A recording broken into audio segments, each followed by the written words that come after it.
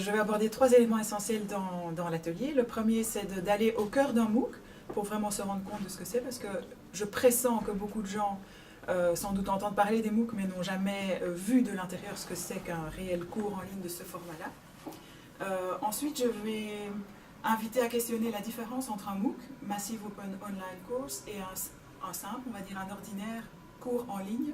Est-ce que c'est un nouveau mot pour parler de la même chose, ou est-ce qu'il y a vraiment quelque chose de nouveau avec les MOOC?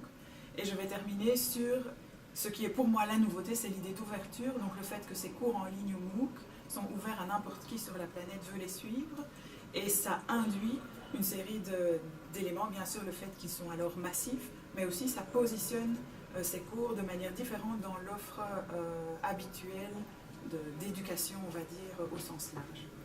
Ça sont les trois éléments. Et alors les perspectives à propos des MOOC sont inconnues et probablement nombreuses, bien que pour l'instant il est trop tôt pour vraiment observer les changements que certains pensent qu'ils vont apporter dans l'offre d'enseignement supérieur ou l'offre éducative au sens large. Il y a bien sûr le fait que ça internationalise l'offre, que ça rend visible une activité, celle d'enseignement qui d'habitude est tout à fait cantonnée à l'intérieur de locaux. Le fait que les institutions peuvent se présenter l'une à côté de l'autre et attirer les étudiants avec plus de compétition. Donc tout ça sont des éléments qui font dire à certains que les MOOC pourraient révolutionner l'offre éducative mondiale.